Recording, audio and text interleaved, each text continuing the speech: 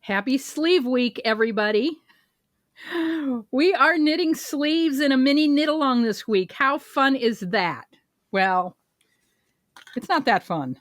I have procrastinated this sweater for a long time. Well, I mean, I started the sweater this year, so it hasn't been sitting for years in my stash, but in my UFO pile. But I did put it off. I put it away, and I didn't work on it for a while. So one of the ways to get over the procrastination is to, have a party about it and make it into a group activity. And so, in preparation for today's podcast, I did knit a sleeve. And I think I was only a few inches into the sleeve. Um, I, I, I wasn't done with the gusset. I did put a gusset in this, by the way. You can see right that little triangle. And there's some little loose stitches to work in there, but I did put a gusset and some decreases, and then I did a garter cuff, and it's open because I'm going to sew it up. I just went back and forth on the garter because I wanted to get it done, and left it open so that I could get the other sleeve on the needle. Because that's another thing that you really have to watch when you're procrastinating doing something like a sleeve, is either do them two at a time or start the other one right away. And I made careful notes with the first one and got ready to do the second one. And so I feel like I'm on the way. And this week is knit a sleeve week. So I'm going to knit a sleeve and be done with the sleeves on the sweater and then the neckline. And I have to go back and look at, this is the Tin Can Knits basic free pullover pattern. I'm going to look at what they recommend for the sleeve. This is a very wide neckline for me. And I'm going to bring that in. Maybe just even continue the raglan for a while and then do a collar. And so I wanted to talk a little bit about procrastination because I'm good at that, and I'm so good at it. I even this week, to avoid working on the sleeve, started a cross stitch project. And I found out as a result of having to look for hoops and so forth that I have a lot of cross stitch stuff sitting in the yarn room, pillowcases to embroider and stuff like that. And I really like embroidery.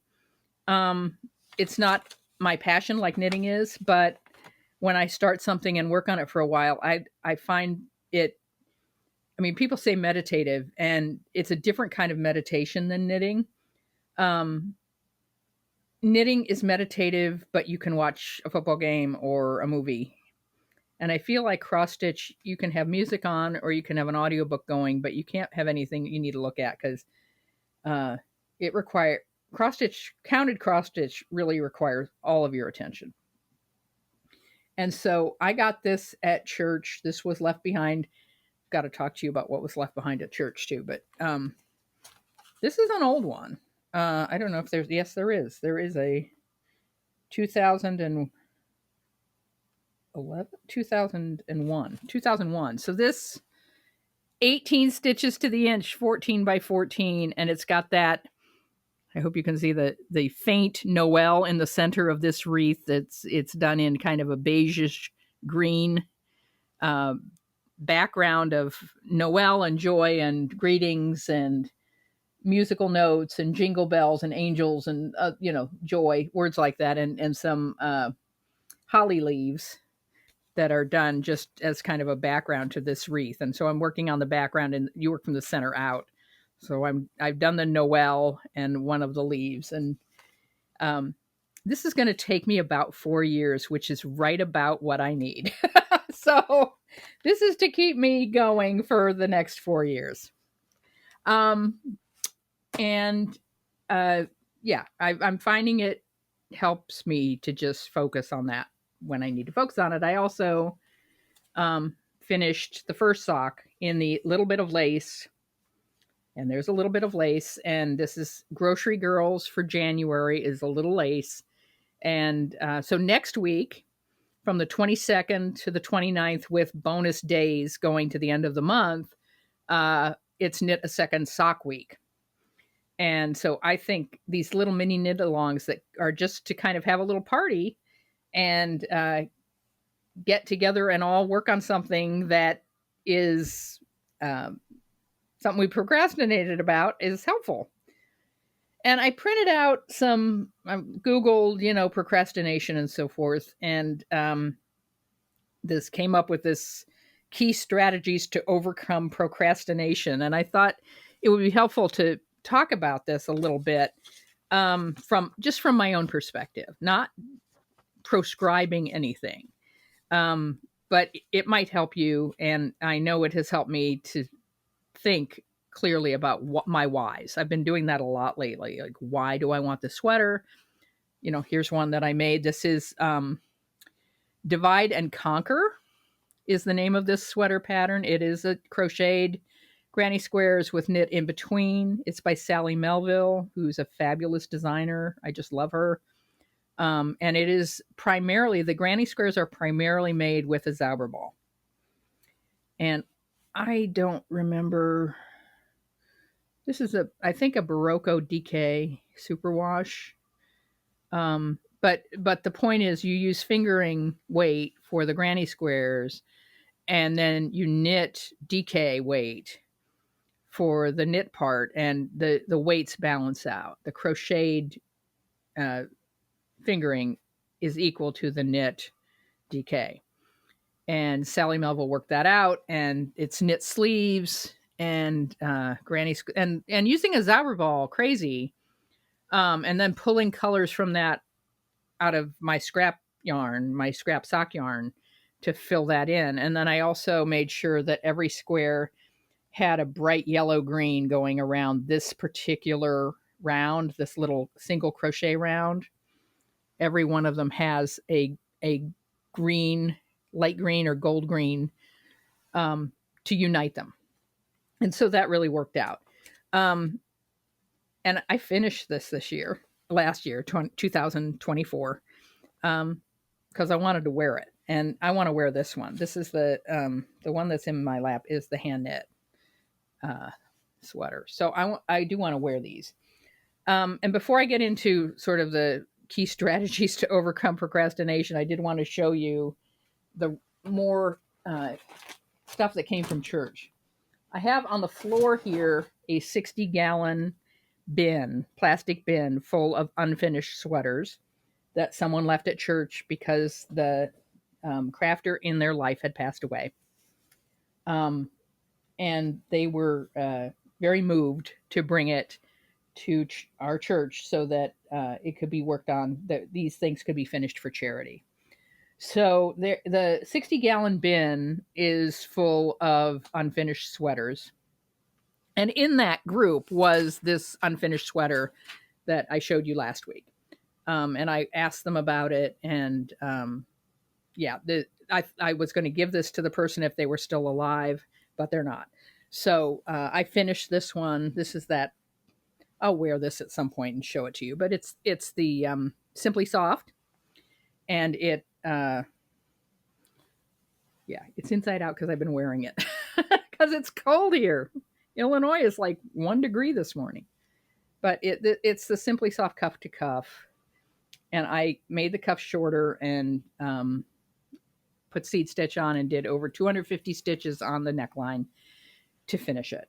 So this was not at a tremendously unfinished point, and neither are the sweaters in the 60-gallon bin.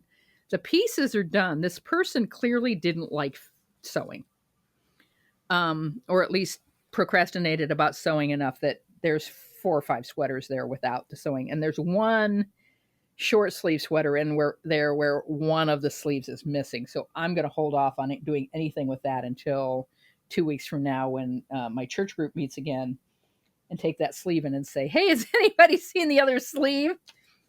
And there are 2 baby blankets in pieces.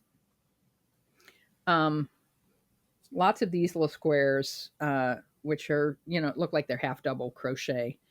3, 4, 5, 6, 7, 8. 8, and a lot of the yarn left over. 8 or 9. And then for some reason she started crocheting not a square in double crochet. I don't know why. But in any event, this is a lot looser than these. I think this is half double. So I've got a lot of this yarn to figure out what to do with on that one, and I get, I'm selected. I'm the knit whisperer, so I get to figure out what to do with these. And then there's this one, which also has some yarn, not as much as the other one. Just one partial skein. And these are not square. These are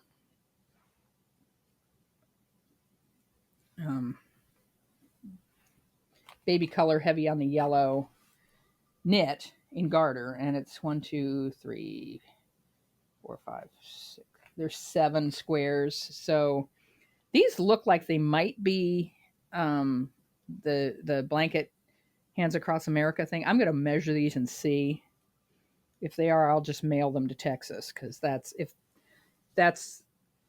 if they match that Warm Across America Afghan thing where you send squares in, they can just go. But we'll see. I've done that before. I've mailed squares that were left behind to Texas. All right. And then the sweaters. And like I say, I'm going to get to this when I get to it. No one's worried about it, but it's taking up space in my house too. But it goes back to an earlier podcast that I did called I Knit Dead People, where what you leave behind says a lot about you. And that's not to be negative, but leaving behind multiple sweaters that are not sewn together tells everybody you didn't like sewing and you just didn't do it. And so it's something I don't want people to think about me after I'm gone. I want to have them say, oh, look at this sweater she finished. Look at this. I want to be Dorcas in the Bible of hold up the sweaters, hold up the garments she made. That was, if you're unfamiliar with the Bible of Dorcas, I've mentioned it before, but she died. And the women in her community showed off all the garments she made. And Peter comes in and brings her back to life. And I guess she's going to go make more garments until the next time she dies, right? She'll get all that sewing up done. So, all right. So procrastination. And like I said, I started this cross stitch thing to avoid doing a sleeve. Why? Knit the sleeve. Because it's boring. That's why, because it's boring. So self-awareness is the first thing. Recognize when and why you procrastinate. And I know why I procrastinate. It's because sleeves are boring. That's the emotion. I'm uninterested in knitting the sleeve. And so the answer for that, the next thing is goal setting. And that's why we have this mini knit along of knit a sleeve in a week. That's specific, measurable, achievement relevant, and time bound of SMART goals to provide direction and clarity. Yes, that's what we need. And so I think they talk about the next things are task breakdown and time management. And I have found that I just have to set a timer and say, I'm going to knit the sleeve for 25 minutes and do that Pomodoro timer thing.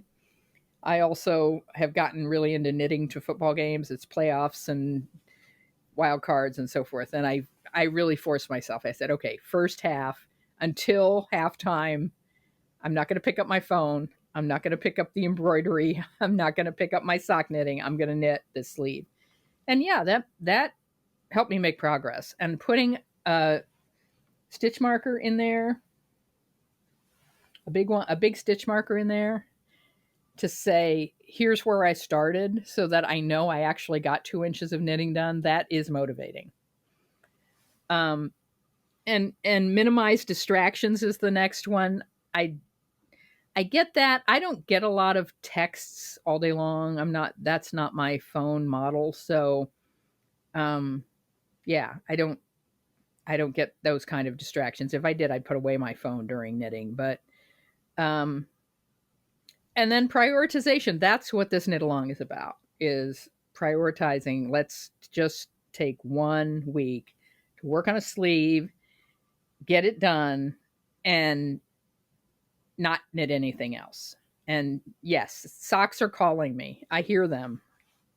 But that's why I put sock right after sleeve, because my brain knows next week we'll be doing socks. And then the reward system, setting up a reward system for completing a task. I haven't really done that yet. My reward is going to be having a finished sweater.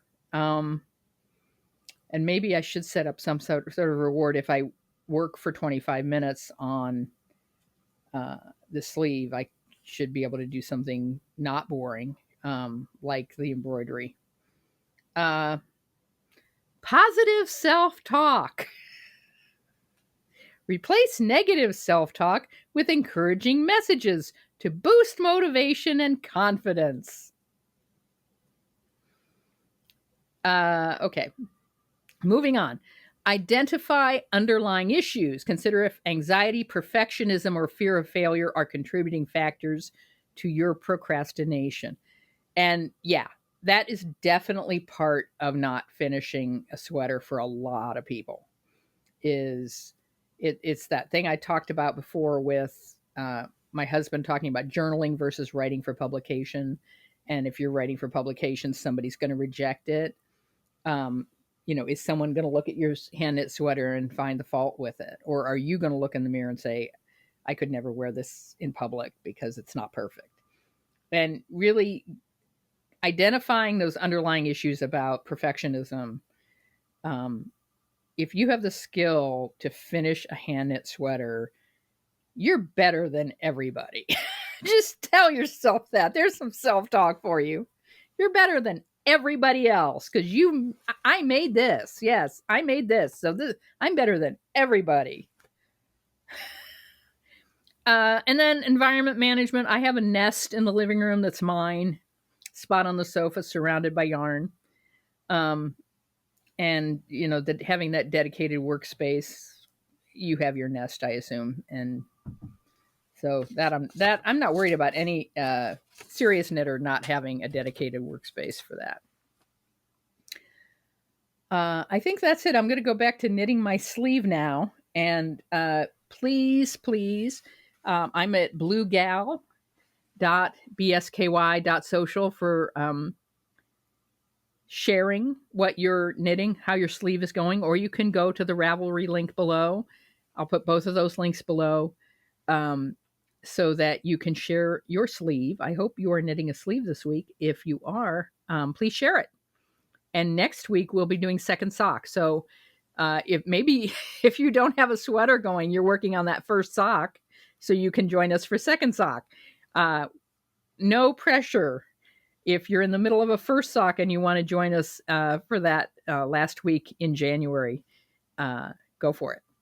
And we will see you next week. I will show you the finished sleeves on the sweater. And I'm looking forward to that. All right. Talk to you later. Bye-bye.